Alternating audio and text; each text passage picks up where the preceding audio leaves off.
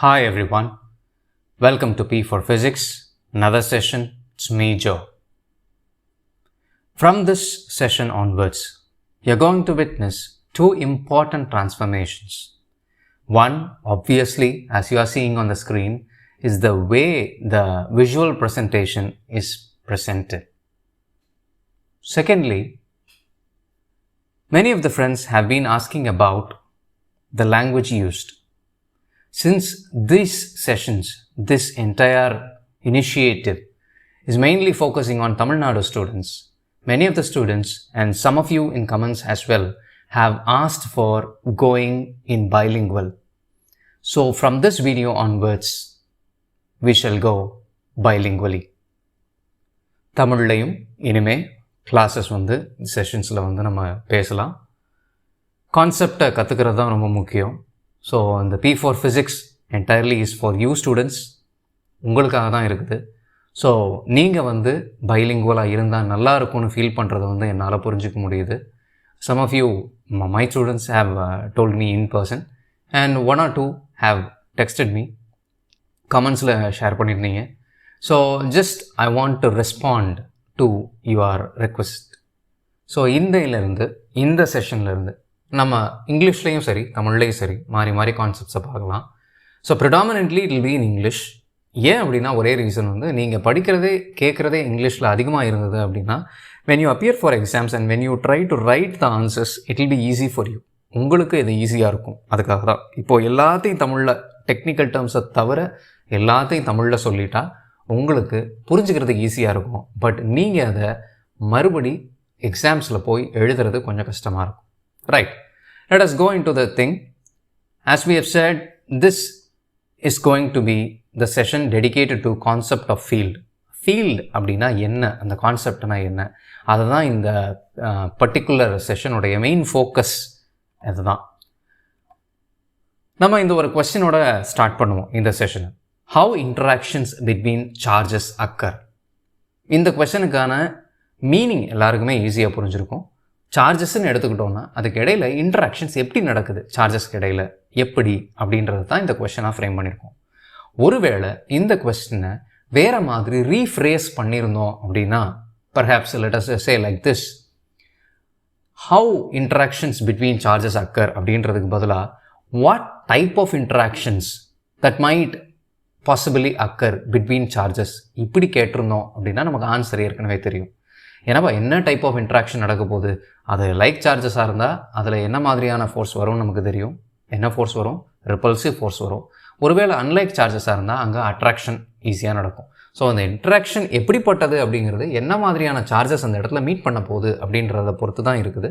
So therefore நமக்கு எது எக்ஸாக்டாக நடக்க போகுதுன்னு தெரியலனால we know that only between these two options one thing is going to happen.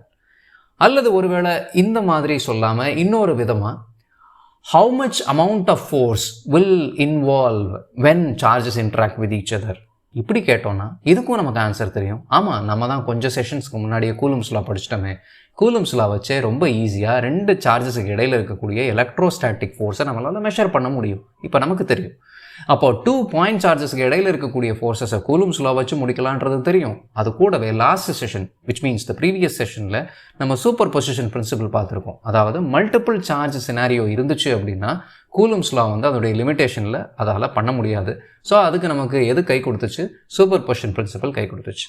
But here நாம் கேட்குறது ரொம்ப ரொம்ப ஸ்பெசிஃபிக்காக வேறு type of question. How interactions between charges occur. சார்ஜஸுக்கு இடையில் இன்ட்ராக்ஷன் நடக்குதுன்றது நமக்கு தெரியுதுப்பா, ஆனால் அது எப்படி நடக்குது, what is the way in which they interact. So what is the mode of interaction, how does the interaction actually occur, இதுதான் நமக்கு இருக்குது. அப்போ டைரெக்டாக சார்ஜஸை பற்றின இன்ட்ராக்ஷன் படிக்கிறதுக்கு முன்னாடி நமக்கு ஏற்கனவே மாசஸ்க்கு இடையில் என்ன மாதிரியான இன்ட்ராக்ஷன் இருக்கும்னு நமக்கு தெரியும்.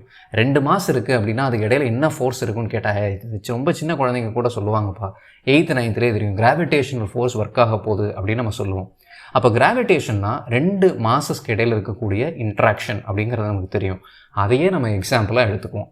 அப்போ இன்ட்ராக்ஷன் பிட்வீன் 2 மாசஸ் எப்படி நடக்குது அப்படின்னு கேட்டால் மறுபடியும் காமெடி பண்ணுற பார்த்தியா, இதை மாதிரி தான் நான் ஏற்கனவே சொல்லிட்டேனே, 2 மாசஸ்க்கு இடையில இருக்குது. Say for example mass 1 and mass 2 இருக்குது. இந்த 2 மாசஸ்க்கு இடையில எப்படி இன்ட்ராக்ட் பண்ணும் இந்த மாஸ் 1 எப்படி மாஸ் 2வோட இன்ட்ராக்ட் பண்ணும் அப்படின்னு கேட்டால், இது என்னப்பா கேள்வி, அப்படியே இன்ட்ராக்ட் பண்ணிடும் அப்படின்னு நம்ம சொல்லி ரொம்ப ஈஸியாக முடிச்சிருவோம். பட் நாம் பார்த்துக்கிட்டு இருக்கிறோமே இந்த கான்செப்ட் ஆஃப் ஃபீல்டு, அது என்ன சொல்லுது அப்படின்னா கொஞ்சம் வேறு மாதிரி சொல்லுது. அதாவது நீங்கள் நினைக்கிற மாதிரி மாஸ் இன்னொரு மாஸ் கூட டைரெக்டாக இன்ட்ராக்ட் பண்ணுறது இல்லை. அப்படின்னா எப்படி தான் இன்ட்ராக்ஷன் நடக்குது? நமக்கு தெரியுமே, கிராவிடேஷனல் ஃபோர்ஸ் 2 மாசஸ்க்கு இடையில கண்டிப்பாக இருக்கே அப்படின்னு நம்ம சொல்லலாம். அது இருக்குது. ஆனால் அது எப்படி நடக்குதுன்னு ஃபீல்டு கான்செப்ட் என்ன சொல்லுதுன்னு பார்த்தோம் அப்படின்னா, ஃபீல்டு கான்செப்ட் இதை தான் சொல்லுது. மாஸ் 1 ஃபார் எக்ஸாம்பிள் தன்னையை சுற்றி ஒரு ஃபீல்டை ஃபஸ்ட்டு க்ரியேட் பண்ணுது. அந்த தன்னையை சுற்றி க்ரியேட் பண்ணுதுன்னு சொல்கிறதுக்காக தான் ஒரு கலர் கான்ட்ராஸ்ட் இருக்கணுன்றதுக்காக மாஸ் 1க்கு தனியாக ஒரு கலர் நோட்டேஷன் ரெப்ரசன்டேஷனாகவும் மாஸ் 2க்கு ஒரு கலர் கோடு ரெப்ரசன்டேஷனாகவும் வச்சுருக்கேன். அப்போ மாஸ் 1க்கு ஆரஞ்சு கலர் இருக்கிறதுனால இந்த ஃபீல்டுக்கு பக்கத்தில் ப்ராக்கெட்டில் 1ன்னு போட்டிருக்கேன் அப்படின்னா மாஸ் 1 க்ரியேட் பண்ண ஃபீல்டு இதுன்னு நம்ம ஈஸியாக புரிஞ்சுக்கலாம். அப்போ மாஸ் 1 என்ன பண்ணுது? தன்னையை சுற்றி ஒரு ஃபீல்டை க்ரியேட் பண்ணுது. மாஸ் தன்னையை சுற்றி என்ன மாதிரியான ஃபீல்டை க்ரியேட் பண்ணும்? வேறு வழியே இல்லை, அது கிராவிடேஷனல் ஃபீல்டாக தான் இருக்க முடியும். அப்போ அந்த கிராவிடேஷனல் ஃபீல்டோட இந்த மாஸ் 2 இன்ட்ராக்ட் பண்ணுது. அதாவது நாம் நினச்சிக்கிட்டு இருக்கிற மாதிரி இந்த மாஸ் 2 செகண்ட் மாஸ் ஃபஸ்ட்டு மாஸோட டைரெக்டாக இன்ட்ராக்ட் பண்ணுறது கிடையாது. மாறா என்ன பண்ணுது? இந்த மாஸ் 2 ஃபஸ்ட்டு மாஸ் க்ரியேட் பண்ணக்கூடிய அந்த கிராவிடேஷனல் ஃபீல்டோட இன்ட்ராக்ட் பண்ணுது. ஸோ நாம் நினைக்கிற மாதிரி இங்கே particle interaction or mass interaction நடக்கலை. அப்போ இதை மாதிரியே இப்போ நாம் பேசுகிறோமே, இப்போ நம்ம ஒரு கொஸ்டின் எடுத்துக்கிட்டோமே, how interactions between charges occur, இதே மாதிரி சிமிலர்லி எப்படி சார்ஜ் இன்ட்ராக்ஷன் நடக்கும்? So charge interaction be like what we have seen just for masses is going to be represented in the same way but for charges. இங்கேயும் அதே மாதிரி 2 மாசஸ்க்கு பதிலாக 2 charges எடுத்துக்கலாம், charge 1 and charge 2. Certainly we are familiar now, I hope you are familiar with the color codes that we are using here. Since the field is going to be created by the charge 1 and charge 2 is actually going to interact not with the charge 1 directly but with the field created by the charge 1. Charge 2 டைரெக்டாக charge 1 கூட react பண்ண போகிறது கிடையாது, interact பண்ண போகிறது கிடையாது. மாறா charge 1 create பண்ணக்கூடிய ஃபீல்டோட தான் இன்ட்ராக்ட் பண்ணுது. இது சும்மா ஒரு நட்ஷெல்லில் ஒரு அண்டர்ஸ்டாண்டிங்காக நம்ம ஒரு சென்டென்ஸில் சொல்லணும்னு ட்ரை பண்ணோம் அப்படின்னா இப்படி தான் சொல்ல முடியும்னு நினைக்கிறேன். Charges only interact with the electric field created by the other charge. நான் ஜென்ரலைஸ் பண்ணி சொல்கிறேன், மேலே இருக்கக்கூடியது எக்ஸாம்பிள்.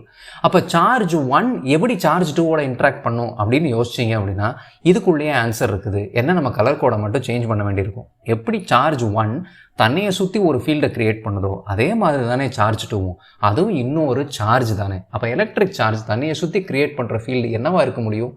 எலக்ட்ரிக் ஃபீல்டாக தான் இருக்க முடியும். அப்போ மாசஸ் தங்களை சுற்றி கிராவிடேஷனல் ஃபீல்டை க்ரியேட் பண்ணுற மாதிரி சார்ஜஸும் தங்களை சுற்றி எலக்ட்ரிக் ஃபீல்ட்ஸை க்ரியேட் பண்ணுது. அப்போது இந்த மாதிரியான சார்ஜஸ் ஒன்றோட ஒன்று இன்ட்ராக்ட் பண்ண வர்றப்போ சார்ஜஸ் ஆஸ் சச் டைரெக்டாக இன்ட்ராக்ட் பண்ணுறது கிடையாது. மாறா அதுக்கு க்ரியேட் பண்ணக்கூடிய ஃபீல்ட்ஸ் தான் இன்ட்ராக்ட் பண்ணுது இன்னொரு சார்ஜோட. So charges only interact with the electric field created by the other charge, right? அப்போது இந்த ஃபீல்டு கான்செப்ட்ன்றது எதுக்குப்பா? இப்போ எனக்கு புரியுது, பட் நாம் சிம்பிளாக இது நடக்கும் அப்படின்னு நினச்சிக்கிட்டு இருந்த ஒரு விஷயத்தை கொஞ்சம் காம்ப்ளிகேட் பண்ண மாதிரி தானே இருக்குது. சார்ஜ் 1 டைரெக்டாக போய் சார்ஜ் 2வோட இன்ட்ராக்ட் பண்ணுறதுன்னு சொல்கிறதுல என்ன தப்பு இருக்குது? ஏன் அப்படி நடக்கணும்? அப்போ ஏன் நடுவில் ஃபீல்டுன்னு ஒரு கான்செப்டை கொண்டு வர்றாங்க? அப்போ அந்த ஃபீல்டு கான்செப்ட்டுங்கிறது ரொம்ப முக்கியமாக, எதுக்காக முக்கியம் அப்படின்ற ஒரு பெரிய கொஸ்டின் இப்போ நமக்கு மனசில் கண்டிப்பாக எழுந்திருக்கும். அப்போ அந்த கொஸ்டினுக்கான ஆன்சர் என்ன அப்படின்னா இதுதான். we need field concept just to explain action at a distance for non-contact forces. இந்த ஃபிசிக்ஸில் உள்ள கெட்ட பழக்கம் என்ன அப்படின்னா, சிம்பிளாக சொல்ல வேண்டிய ஒரு விஷயத்தை டெக்னிக்கல் டேர்மாக போட்டால் அது பயங்கர பூதாகரமாக மாறுற மாதிரி ஆகிடும். ஸோ ஆனால் அதை எக்ஸ்பிளைன் பண்ணிட்டோம், அதை புரிஞ்சுக்கிட்டோம் அப்படின்னா it will be very very easy to understand.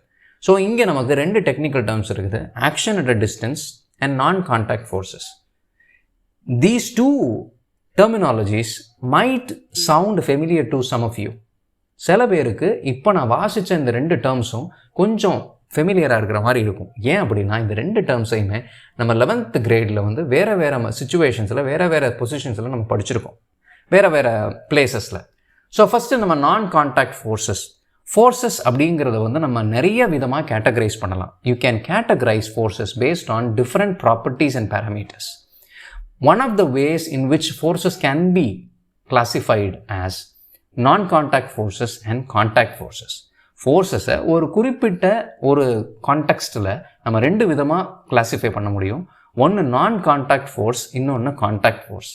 So force அப்படின்ற வேர்டு இருக்குது, ஒரு டேர்ம் இருக்குது. அந்த கான்செப்டை நம்ம பேசுகிறோம் அப்படின்னாலே ஏதோ ரெண்டுக்கு இடையில தான் ஃபோர்ஸ் நடக்க முடியும். அது ரெண்டு பார்ட்டிக்கலாக இருக்கலாம், ரெண்டு சர்ஃபேஸாக இருக்கலாம், அல்லது இப்போ நம்ம பேசுகிற மாதிரி ரெண்டு டைப் ஆஃப் ஃபீல்ட்ஸ் அண்ட் பார்ட்டிகல்ஸாக இருக்க முடியும். அப்போ நான் கான்டாக்ட் ஃபோர்ஸ்னால் என்னது, கான்டாக்ட் ஃபோர்ஸ்னால் என்னது, கான்டாக்ட் ஃபோர்ஸ்னால் என்னது? கான்டாக்ட்னா ஃபிசிக்கலி இன் டச், அவ்வளோதான், வேறு ஒன்றுமே கிடையாது. இப்போ நம்ம ஃப்ரிக்ஷனல் ஃபோர்ஸ் அப்படின்னு ஒரு ஃபோர்ஸை எக்ஸாம்பிள் எடுத்து, that is another type of force which we are familiar with. அப்போது இந்த மாதிரி நம்ம சொல்லக்கூடிய ஃப்ரிக்ஷனல் ஃபோர்ஸ் அப்படின்றது என்னது அப்படின்னு கேட்டால், அம்பா ரெண்டு கையை தேய்ச்சா அங்கே ஃப்ரிக்ஷனல் ஃபோர்ஸ் கண்டிப்பாக வந்துடும். அப்போ ஃப்ரிக்ஷனல் ஃபோர்ஸ் அப்படின்னு ஒரு டைப் ஆஃப் ஃபோர்ஸ் எக்ஸிஸ்ட் ஆகணும் அப்படின்னா அங்கே கண்டிப்பாக ஃபிசிக்கல் டச் இருந்தே ஆகணும். ஃபிசிக்கல் டச் இல்லாமல் ஒரு இடத்துல ஃப்ரிக்ஷனுங்கிறது பாசிபிளே இல்லை, அது நமக்கு நல்லாவே தெரியும். இப்படிப்பட்ட டைப் ஆஃப் ஃபோர்ஸஸை தான் நம்ம என்ன சொல்கிறோம், கான்டாக்ட் ஃபோர்ஸஸ் அப்படின்னு சொல்கிறோம். அதாவது ஃபிசிக்கல் இன்ட்ராக்ஷன், ஃபிசிக்கல் கான்டாக்ட் இருக்கிறதுனால மட்டுமே வரக்கூடிய ஃபோர்ஸஸை, அப்படி மட்டுமே எக்ஸிஸ்ட் ஆகக்கூடிய ஃபோர்ஸஸை தான் நம்ம என்ன சொல்கிறோம், கான்டாக்ட் ஃபோர்ஸஸ் அப்படின்னு சொல்கிறோம். அப்படின்னா நான் கான்டாக்ட் ஃபோர்ஸஸ்னால் என்னது? இப்போ இவ்வளோ நேரம் பேசிகிட்டு இருக்கிறோமே, அது எல்லாமே நான் கான்டாக்ட் ஃபோர்ஸ் தான். நம்ம சொன்னோமே மாஸ் 1 மாஸ் 2, அது என்ன நேரடியாக வந்து முட்டிக்கிட்டாக இன்ட்ராக்ட் பண்ணுச்சு? இல்லை, டிஸ்டன்ஸில் இருக்கிறப்பவே அதுக்கிடையில் கிராவிடேஷனல் புல் இருக்குது. அப்போ கிராவிடேஷனல் ஃபோர்ஸ் என்ன டைப் ஆஃப் ஃபோர்ஸ்? சர்டன்லி நான் கான்டாக்ட் ஃபோர்ஸ் தான். நமக்கு ஏற்கனவே மேக்னெட்ஸை பற்றி தெரியுமே, அப்போ மேக்னெட்டிக் ஃபீல்டு, மேக்னெட்டிக் ஃபோர்ஸ், இதெல்லாம் என்னது? மேக்னெட்டிக் ஃபோர்ஸும் ஒரு நான் கான்டாக்ட் ஃபோர்ஸ் தான். இப்போ நாம் கடைசியாக பேசிக்கிட்டு இருக்கிற இந்த செஷனுடைய கோர் ஐடியாவான எலக்ட்ரிக் ஃபீல்டும் என்னது தான்? நான் கான்டாக்ட் ஃபோர்ஸஸ் தான். அப்போது இந்த மாதிரி நான் contact ஃபோர்ஸஸில் how do they react or how do they interact with other charges அப்படின்னு, அதர் சார்ஜஸ் இந்த கேஸை பொறுத்த வரைக்கும், எக்ஸாம்பிளை பொறுத்த வரைக்கும் பார்த்தீங்கன்னா அதுதான். அப்போ அது எங்கே நடக்குது அப்படின்னா, the action is taking place at a distance. நேரடியாக ஃபிசிக்கலாக ப்ராக்சிமிட்டி இல்லாமல், அதாவது ஃபிசிக்கல் க்ளோஸ்னஸ் இல்லாமல் டிஸ்டன்ஸ்லேயே அது ஆக்ட் பண்ண ஆரம்பிக்கிறதுனால அந்த ஃபினாமினாவை நம்ம எப்படி சொல்கிறோம் ஃபிசிக்ஸில், ஆக்ஷன் அட் அ டிஸ்டன்ஸ் அப்படின்னு சொல்கிறோம். அப்படின்னா இந்த மாதிரியான நான் கான்டாக்ட் ஃபோர்ஸஸுடைய the so called action at a டிஸ்டன்ஸை எக்ஸ்பிளைன் பண்ணுறதுக்கு எனக்கு இந்த ஃபீல்டு கான்செப்ட் கண்டிப்பாக தேவை. ரொம்ப ரொம்ப முக்கியமான ஒரு கான்செப்ட். ஏன் அப்படின்றத பின்னாடி நம்ம எலக்ட்ரிக் ஃபீல்டை பற்றி டீட்டெயிலாக பார்க்குறப்போ இந்த செஷன்லேயே பார்த்துடலாம். அதுக்கு முன்னாடி எனக்கு ஒரு கொஸ்டின் நேச்சுரலாக இருக்கும். சூப்பராக சொன்ன இந்த ஃபீல்டு கான்செப்ட்னு, இந்த ஃபீல்டு கான்செப்டுடைய ஓனர் யார், அதாவது யார் இந்த ஃபீல்டு கான்செப்டை கொண்டது, who gave the idea of field concept. So அதுக்கு இவரை தான் கை காட்டணும். இவர் பேர் என்ன அப்படின்னா மைக்கேல் ஃபாரடே. நமக்கு ஏற்கனவே ஃபெமிலியரானவர் தான் மைக்கேல் ஃபாரடே. ஃபாரடேஸ் எக்ஸ்பெரிமெண்ட் அப்படின்னு ஈவன் 10th கிரேடில் கூட நீங்கள் படிச்சிருப்பீங்க. அதே மைக்கேல் ஃபாரடே தான் இந்த ஃபீல்டு கான்செப்டையும் ப்ரப்போஸ் பண்ணுறாரு. இந்த ஃபீல்டு கான்செப்டை ப்ரப்போஸ் பண்ணி இந்த ஐடியாவுக்குள்ளே வந்ததுக்கப்புறம் இந்த interactions, whether it is a charge interaction or mass interaction, total பிக்சரே வந்து நமக்கு மாறிடுச்சு அப்படிங்கிறது இப்போதைக்கு நமக்கு புரியும். இப்போ நாம் ஒரே ஒரு சார்ஜை சும்மா வேர்டாக எழுதாமல் அதை ஒரு விஷுவலைசேஷன் பண்ணி பார்க்க ட்ரை பண்ணுவோம். இங்கே நான் ஒரு பாயிண்ட் சார்ஜை கன்சிடர் பண்ணுறேன். நம்ம பாயிண்ட் சார்ஜ்னா என்ன அப்படிங்கிறத ஏற்கனவே properties of charges, basic properties of charges அந்த வீடியோவில் வந்து நம்ம பேசியிருக்கோம். இப்போ ஒரு பாசிட்டிவ் சார்ஜ், ஒரு ப்ளஸ் கியூ அப்படிங்கிற ஒரு பாயிண்ட் சார்ஜை வந்து நான் கன்சிடர் பண்ணுறேன். இப்போ இந்த சார்ஜ் என்ன பண்ணும் அப்படின்னா, தன்னையை சுற்றி ஒரு இன்ஃப்ளூயன்ஸை க்ரியேட் பண்ணும். அந்த இன்ஃப்ளூயன்ஸ் இருக்கக்கூடிய ரீஜன் ஆஃப் ஸ்பேஸை நம்ம என்ன சொல்லுவோம் அப்படின்னா எலக்ட்ரிக் ஃபீல்டு அப்படின்னு சொல்லுவோம். ஏன்னா இது எலக்ட்ரிக் சார்ஜாக இருக்கிறதுனால அது க்ரியேட் பண்ணக்கூடியது என்னவாக இருக்கும், எலக்ட்ரிக் ஃபீல்டாக இருக்கும். இங்கே ஒரு சர்க்கிள் இருக்குது, ஒரு ப்ரோக்கன் லைன்ஸில் வரைஞ்ச ஒரு சர்க்கிள் இருக்குது. That shows the boundary of the field that is created by this point charge which we are considering. இப்போ நாம் கன்சிடர் பண்ணியிருக்கக்கூடிய ப்ளஸ் கியூங்கிற சார்ஜ் தன்னையை சுற்றி எவ்வளோ தூரத்துக்கு, எவ்வளோ ரீஜன் ஆஃப் ஸ்பேஸை வந்து அந்த ஃபீல்டை க்ரியேட் பண்ணுது. அந்த ஃபீல்ட் கண்டிப்பாக நம்ம ஏற்கனவே சொன்ன மாதிரி எலக்ட்ரிக் ஃபீல்டாக தான் இருக்க முடியும். இப்படி இருக்குது அப்படின்னு நம்ம விஷுவலைஸ் பண்ணலாம். But wait, is it that easy to just mark a circle like this and say call it as electric field that is created by this point charge? இந்த பாயிண்ட் சார்ஜுப்பா, இந்த பாயிண்ட் சார்ஜ் இங்கே இருக்குப்பா, அது இதை சுற்றி இவ்வளோ தூரத்துக்கு வந்து எலக்ட்ரிக் ஃபீல்டை க்ரியேட் பண்ணுது அப்படின்னு சொன்னால் நீங்கள் நம்பிடுவீங்களா? நீங்கள் என்கிட்ட ஒரு கொஸ்டின் கேட்பீங்க, நீ வரைஞ்சிருக்க அழகா, பரவாயில்ல. ஆனால் இதை எப்படி நீ வரைஞ்ச, எப்படி இது வரைக்கும் தான் இந்த ப்ளஸ் கியூ தன்னுடைய இன்ஃப்ளூயன்ஸை தன்னையை சுற்றி இருக்கக்கூடிய ஸ்பேஸில், the region around the space around it, அது கொடுக்குது அப்படின்றது எவ்வளோ கான்க்ரீட்டாக நீ சொல்ல முடியும் அப்படின்னு கேட்டால், இப்போ நாம் ஒரு சின்ன எக்ஸாம்பிள் பார்ப்போம். Sir, just imagine, instead of this charge plus Q you have a bar magnet. ஒரு பார் மேக்னெட் இருக்கிறத நம்ம இமேஜின் பண்ணிப்போம். இப்போ இதே மாதிரி பார் மேக்னெட்டாக சேஞ்ச் ஆன பிறகு ஆட்டோமேட்டிக்காக ஒரு கிராஃபிக்ஸில் என்ன பண்ணிடணும், அந்த எலக்ட்ரிக் ஃபீல்டு என்னவா மாறிடும், மேக்னெட்டிக் ஃபீல்டாக மாறிடும். இங்கே மாறல, உங்கள் இமேஜினேஷனில் கண்டிப்பாக மாறும். அப்போ அந்த இமேஜினேஷனில் நம்ம பார்க்கக்கூடிய மேக்னெட்டிக் ஃபீல்டை நான் இதே மாதிரி மார்க் பண்ணி காமிக்கணும் அந்த பார் மேக்னெட்டை சுற்றி அப்படின்னா நான் என்ன பண்ணுவேன்? நீங்கள் என்கிட்ட சில கேள்விகள் கேட்பீங்க. சரி, நீ எனக்கு ஒரு மேக்னெட்டிக் காம்பஸ் கூட, இல்லைனா இன்னொரு மேக்னெட் கொடு, அட்லீஸ்ட் ஒரு நெயிலாவது கொடுப்பா. எதுக்கு அப்படின்னு நான் கேட்டால், இல்லை நான் பக்கத்தில் கொஞ்சம் கொஞ்சமாக கொண்டு வர்றப்போ எப்போ ஒருவேளை மேக்னெட்டிக் காம்பஸாக இருந்தால் எப்போ அந்த அந்த மேக்னெட்டிக் காம்பஸ் வந்து டீவியேட் ஆகுதோ, when it shows deflection, I will be able to understand that I am entering a region where the influence of this positive charge, here it is charge, there it is magnet. அந்த மேக்னெட்டுடைய influence எந்த இடத்துல இருக்கோ அதுக்குள்ளே நான் வந்தால் ஆட்டோமேட்டிக்காக என்னோடய magnetic compass தான் டிஃப்ளெக்ட் ஆகுமே. அதை வச்சு எங்கே இருந்து அந்த இன்ஃப்ளூயன்ஸ் ஆரம்பிக்குது அப்படிங்கிறத நான் ஈஸியாக புரிஞ்சுப்பேன். அதை கொஞ்சம் கொஞ்சமாக மார்க் பண்ணி இதே மாதிரி என்னால் பர்ஃபெக்டான ஒரு மேக்னெட்டிக் ஃபீல்டுடைய பவுண்ட்ரியை மார்க் பண்ண முடியும் அப்படின்னு சொல்லுவீங்க. அப்போது இங்கே பார் மேக்னெட்டுக்கு பதிலாக என்ன இருக்குது, ஒரு பாயிண்ட் சார்ஜ் இருக்குது. அப்போ பாயிண்ட் சார்ஜுக்கு பார் மேக்னெட்டுக்கும் சம்மந்தம் இல்லையே. அப்போ மேக்னெட்டிக் காம்பஸ் மாதிரி வேறு ஏதாவது இருக்குமா? இல்லை. இந்த மாதிரி ஒன்று யோசிச்சு பார்க்கலாம். நமக்கு தான் கூலும்ஸ் லா இன்ட்ராக்ஷன் பற்றி சொல்லி கொடுத்துருக்கு. 2 சார்ஜஸ் பக்கத்தில் இருந்தால் கண்டிப்பாக அதுக்குள்ளே இன்ட்ராக்ஷன் நடக்க தான் போகுது. என்ன டைப் ஆஃப் சார்ஜுங்கிறத பொறுத்து either it is going to experience repulsion R it is going to experience attractive force. இவ்வளோ தான் இருக்க போகுது. ஆனால் கண்டிப்பாக அதுக்குள்ளே ஒரு ஃபோர்ஸ் இருக்க தான் செய்யும். அப்போது இந்த Q0 அப்படின்னு இன்னொரு சார்ஜை நான் கொண்டு வர்றேன். அந்த இன்னொரு சார்ஜ் நம்ம ஏற்கனவே சொன்ன எக்ஸாம்பிளில் இருக்கக்கூடிய மேக்னெட்டிக் காம்பஸ் மாதிரி ஆக்ட் பண்ணுது. இப்போ இந்த primary charge point charge plus q தன்னையை சுற்றி கண்டிப்பாக ஒரு எலக்ட்ரிக் ஃபீல்டை க்ரியேட் பண்ண போகுது. ஆனால் நம்மளுக்கு அது எவ்வளோ தூரம் இருக்குன்றது தெரியாது. அதை தெரிஞ்சுக்கிறதுக்கு எனக்கு எது ஹெல்ப் பண்ணுது, இந்த Q0ங்கிறது ஹெல்ப் பண்ணுது. அதாவது நான் அந்த எலக்ட்ரிக் ஃபீல்டு எவ்வளோ தூரம் இருக்குன்னு டெஸ்ட் பண்ணி தெரிஞ்சுக்கிறதுக்காக இந்த Q0ங்கிற சார்ஜை யூஸ் பண்ணுறேன். அப்படின்னா அதுக்கு என்ன நேம் பண்ணலாம்? It's easy to call it as a test charge. ரொம்ப லாஜிக்கலாகவும் இருக்குல்ல. இந்த டெஸ்ட் சார்ஜை வச்சு தான் என்னால் இந்த ஒரிஜினல் பாயிண்ட் சார்ஜான ப்ளஸ் கியூடைய இந்த பவுண்ட்ரி எவ்வளோ தூரம் அதோடைய எலக்ட்ரிக் ஃபீல்டு இருக்குது அப்படிங்கிறத கண்டுபிடிக்க முடியுது. ஸோ இதுதான் பேசிக்காக அங்கே இருக்கிற விஷயம். அப்போது இந்த டெஸ்ட் சார்ஜ் அப்படிங்கிறத வச்சு நாம் எப்படி புரிஞ்சுக்க ட்ரை பண்ணுறோம்? அப்போ அந்த electrostatic force experienced by Q0 due to Q is. அப்போது அந்த Q0 கண்டிப்பாக ஒரு ஃபோர்ஸை எக்ஸ்பீரியன்ஸ் பண்ண போது அதுவும் எலக்ட்ரோஸ்டாட்டிக் ஃபோர்ஸாக தான் இருக்க முடியும். ஏன்னா இங்கே 2 சார்ஜ் இருக்குது. ஒரு சார்ஜ் ப்ளஸ் கியூ ஆகும், இன்னொரு சார்ஜ் Q0 ஆகவும் இருக்குது. அப்போது இதுக்கு இடையில் இருக்கக்கூடிய ஃபோர்ஸ் எலக்ட்ரோஸ்டாட்டிக் ஃபோர்ஸாக இருக்கும். ஒருவேளை இது பாசிட்டிவ் சார்ஜாக இருந்தால் இங்கே ரிப்பல்ஷன் இருக்கும், ஒருவேளை இது நெகட்டிவ் சார்ஜாக இருந்தால் அட்ராக்ஷன் இருக்கும், அவ்வளோதான். பட் இதனுடைய வேல்யூ என்னவாக இருக்கும்? What is the value of force, the electrostatic force experienced by Q0 due to Q அப்படின்னு கேட்டால் நாம் ஒரு ஈக்குவேஷனை ஈஸியாக சொல்ல முடியும். இதுதான் இந்த equation. Just by seeing this equation, you can feel that it is already familiar to me. Yes, it is the same as that of the equation that we used for the vector form of Coulomb's law.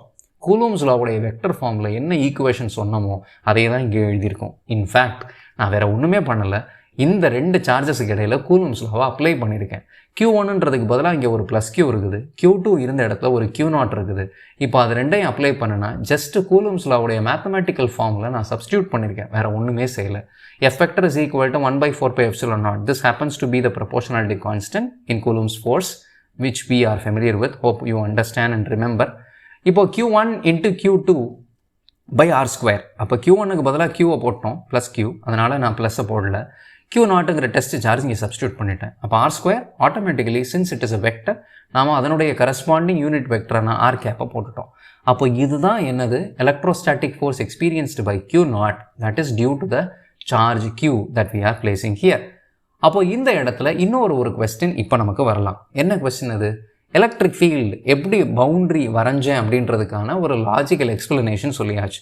Using the test charge we are able to exactly draw where up to which space the influence of this charge would occur. அதுக்கு தான் electric ஃபீல்டுன்னு பேர் வச்சிட்டோம்.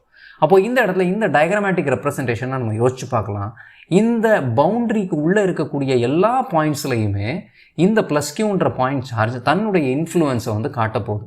அதாவது electric field எல்லா இடத்துலையும் இருக்க போகுது. But when you ask about the value of electric field, மேக்னிடியூடுன்னு ஒன்று கண்டிப்பாக இருக்கும்ல, அந்த எலக்ட்ரிக் ஃபீல்டுடைய வேல்யூ ஒரே மாதிரி இருக்குமா, வேறு மாதிரி இருக்குமா? இப்போ உதாரணமாக இங்கே இருக்கக்கூடிய பாயிண்ட் சார்ஜ் Q0 இந்த பொசிஷனில் இருக்கிறதுக்கு பதிலாக let us imagine that it is here. இப்போ எனக்கு இருக்கக்கூடிய இந்த ஃபோர்ஸ் வேல்யூ ஒரே மாதிரி இருக்குமானா உடனே சொல்லிடுவீங்க. அது எப்படிங்க உடனே இருக்கும் ஒரே மாதிரி இருக்க முடியும்? கண்டிப்பாக வேரி ஆகும். ஏன்னா இங்கே தான் நம்ம டிஸ்டன்ஸ் பார்த்துருக்குமே. We remember that Coulomb's law is an inverse square law. Depending on the variation of distance it is going to directly effect the value of force. கண்டிப்பாக டிஸ்டன்ஸ் மாறுறப்போ எனக்கு ஃபோர்ஸ் மாற தான் செய்யும். அப்போது இங்கே இருக்கிற டெஸ்ட் சார்ஜை தூக்கி நான் உள்ளே இன்னும் பக்கத்தில் வச்சேன் அப்படின்னா அது இன்னும் அதிகமான ஃபோர்ஸை எக்ஸ்பீரியன்ஸ் பண்ணும். இப்போ எனக்கு ஒரு விஷயம் புரியுது. இந்த value of electric field is not the same everywhere. ஒரே இடத்துல ஒரே மாதிரியான எலக்ட்ரிக் ஃபீல்டு இருக்க போகிறது இல்லை. ஒவ்வொரு பாயிண்ட்லையும் அதனுடைய மேக்னிடியூட் த சோ கால்டு வேல்யூ மாறப்போகுது. அப்போ அதனுடைய வேல்யூ என்னது ஒரு பர்டிகுலர் ஸ்பாட்டில் கண்டுபிடிக்கிறதுக்கு நான் இந்த எலக்ட்ரிக் ஃபீல்ட் அப்படின்ற கான்செப்டை குவான்டிஃபை பண்ண வேண்டியிருக்குது. அந்த குவான்டிஃபிகேஷன் என்னது? Electric field intensity. இந்த எலக்ட்ரிக் ஃபீல்டு இன்டென்சிட்டியில் உள்ள இன்டென்சிட்டிங்கிற டேர்மை மட்டும் நம்ம எடுத்துக்குவோம். இன்டென்சிட்டிங்கிறத வெறும் இங்கிலீஷ் வேர்டாக நம்ம அண்டர்ஸ்டாண்ட் பண்ண ட்ரை பண்ணோம்னா அதுக்கு என்ன மீனிங் சொல்லுவோம்? Intensity can be set as strength. Intensity தான் ஸ்ட்ரென்த் அப்படின்ற மீனிங் நமக்கு தெரியும். அப்போ எலக்ட்ரிக் ஃபீல்டு இன்டென்சிட்டி அப்படின்னா என்னன்னு சொல்ல வருவோம்? நம்ம எலக்ட்ரிக் ஃபீல்டு ஸ்ட்ரென்த் அப்படின்னு சொல்லுவோம். அதாவது in other words the strength of electric field in a particular region is what we call it as electric field intensity. அப்போ அந்த எலக்ட்ரிக் ஃபீல்டு இன்டென்சிட்டின்ற ஐடியா ரொம்ப closely related to electric field idea. சொல்லப்போனால் practical ஆஸ்பெக்டில் நம்ம electric field இன்டென்சிட்டியை so called இ வெக்டரை நம்ம என்னவா use பண்ணிக்கிறோம்? Electric ஃபீல்டுன்னே சொல்லிக்கிறோம். அதாவது எலக்ட்ரிக் ஃபீல்டுடைய ஸ்ட்ரென்த்து தான், அதனுடைய குவான்டிஃபிகேஷன் தான் எலக்ட்ரிக் ஃபீல்டு இன்டென்சிட்டியாக இருக்கிறதுனால நம்ம எலக்ட்ரிக் ஃபீல்டு இன்டென்சிட்டின்னு பெருசாக டேர்மாக யூஸ் பண்ணாமல் சும்மாவே எலக்ட்ரிக் ஃபீல்டுன்னே சொல்லிக்கிறோம். ஸோ அப்போ இந்த எலக்ட்ரிக் ஃபீல்டினுடைய வேல்யூ என்னவாக இருக்கும்? அதாவது அதனுடைய டெஃபினேஷன் என்னவாக இருக்கணும்? இப்போ மேத்தமேட்டிக்கலாக பார்த்தோம் அப்படின்னா நான் ஒரு மாடுலஸ் வரைஞ்சி வச்சுருக்கேன். இங்கே modulus as we are considering electric field which is actually a vector. வெக்டருடைய மேக்னிடியூட் மட்டும் எனக்கு போதும் அப்படின்னா நான் மாடுலஸ் எடுத்தால் போதும். அப்போ modulus E vector is equal to modulus of F vector by q vector. இது எனக்கு எப்படி கிடைச்சது அப்படின்னா இந்த டயக்ராமில் இருந்து தான் நான் இதை டிரைவ் பண்ணிக்கிறேன். I am extracting this diagrams idea into a mathematical form and I am writing it like this. அப்போது இது என்ன சொல்ல வர்றோம் அப்படின்னா எனக்கு தெரியாது எவ்வளோ ஸ்ட்ரென்த் ஒரு இடத்துல இருக்க போகுதுன்னு. ஆனால் இப்போ கொஞ்சம் நேரத்துக்கு முன்னாடி சொன்னோமே, இந்த Q0 கொஞ்சம் இன்னும் பக்கத்தில் கொண்டு வந்தால் அதனுடைய வேல்யூ அதிகமாகும், அதுக்கு அதிகமான எலக்ட்ரோஸ்டாட்டிக் ஃபோர்ஸ் கிடைக்கும் அப்படின்னு நம்ம சொன்னோம்ல. ஏன்னா அந்த டிஸ்டன்ஸ் வேரி ஆகுது. அப்போது நாம் ஒரு இடத்துல எவ்வளோ ஃபீல்டு ஸ்ட்ரென்த் இருக்குது ஒரு point. Let us imagine that there is a point here called A and there is another point B. இப்போ வேறு டிஸ்டன்ஸில் இந்த மாதிரி வேறு பாயிண்ட்ஸ் இருக்கிறப்போ அதில் கொண்டு போய் இந்த சார்ஜை ப்ளேஸ் பண்ணால் இந்த பர்டிகுலர் சார்ஜ் இந்த so called point charge plus Q create பண்ண எலக்ட்ரிக் ஃபீல்டுடைய வேல்யூவில் எவ்வளோ ஸ்ட்ரென்த்தை வந்து அதை எக்ஸ்பீரியன்ஸ் பண்ணும், எவ்வளோ எலக்ட்ரோஸ்டாட்டிக் ஃபோர்ஸை வந்து எக்ஸ்பீரியன்ஸ் பண்ணுமோ அதை தான் நம்ம என்ன சொல்கிறோம்? எலக்ட்ரிக் ஃபீல்டு இன்டென்சிட்டி அப்படின்னு சொல்கிறோம். So electric field intensity can be defined as the force experienced by the unit test charge placed in an electric field அப்படின்னு நம்ம சொல்ல முடியும். அப்போ அந்த எலக்ட்ரிக் ஃபீல்டுடைய வேல்யூவை ஒரு பாயிண்ட் சார்ஜ் அப்படின்னு எடுத்துக்கிட்டா, இப்போ அந்த டெஸ்ட் சார்ஜும் ஒரு பாயிண்ட் சார்ஜ்னு இமேஜின் பண்ணிக்கிட்டா அதனுடைய எலக்ட்ரிக் ஃபீல்டு என்னவாக இருக்கும்? இதாக தான் இருக்க முடியும். அப்போது இந்த நடுவில் இருக்கக்கூடிய பாயிண்ட் சார்ஜ் கிரியேட் பண்ணக்கூடிய எலக்ட்ரிக் ஃபீல்டு, அதனால் கிடைக்கக்கூடிய எலக்ட்ரிக் ஃபீல்டு இன்டென்சிட்டி வேல்யூ எதுக்கு ஈக்குவலாக இருக்கும்? E is equal to 1/4πε0 Q/r² ஈக்குவலாக இருக்கும். ஸோ இது எப்படி எனக்கு டைரெக்டாக வந்துச்சு? ஒன்றுமே கிடையாது. இப்போ இந்த மாடுலஸ் இ வெக்டர்னு சொல்கிறது என்னது? ஆக்சுவலி இட் இஸ் இ.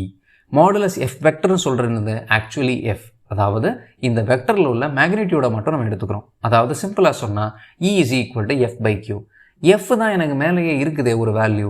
இந்த ஈக்குவேஷனை அப்படியே என்னால் இங்கே சப்ஸ்டிடியூட் பண்ண முடியும். கீழே டெனாமினேட்டரில் ஒரு Q0 இருக்குது.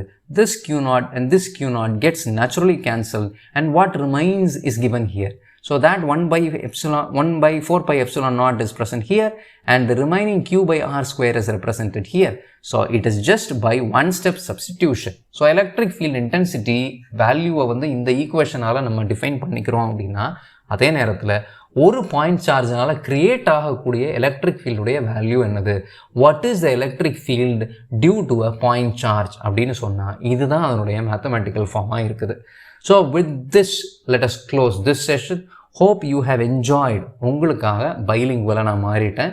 இன்னும் ரொம்ப ஜாலியாகவே நம்ம படிக்க ட்ரை பண்ணலாம். ஏன்னா பைலிங்குவலாக போனால் இன்னும் இன்ட்ராக்ஷன்ஸோடு இருக்கலாம், இன்னும் இன்ட்ராக்டிவாக எக்ஸ்ப்ரெசிவாக இருக்க முடியும். ஸோ நம்ம இன்னும் ஃபன் ஃபீல்டாக இந்த ஃபிசிக்ஸை வந்து ஜாலியாக கற்றுக்கலாம். ஸோ இவ்வளோ தான் எலக்ட்ரிக் ஃபீல்டு. ஐயோ எல்லாத்தையுமே சொல்லிக் கொடுத்துட்டியா அப்படின்னா இல்லவே இல்லை. இப்போ தான் நம்ம எலக்ட்ரிக் ஃபீல்டுனா என்னென்னு புரிஞ்சிருக்கோம். இந்த எலக்ட்ரிக் ஃபீல்டு இன்டென்சிட்டின்ற கான்செப்ட் எப்படி எலக்ட்ரிக் ஃபீல்டுங்கிற ஐடியாவோட கார்லேட் ஆகுது அப்படின்னு பார்த்துருக்கோம். இன்னும் வேறு some aspects of electric field அதை தான் இந்த கமிங் செஷனில் நம்ம பார்க்க போகிறோம். Various important aspects of electric field. Until then, it's Joe signing off. We will be continuously meeting through P4 Physics, and let us try to enjoy physics and learn.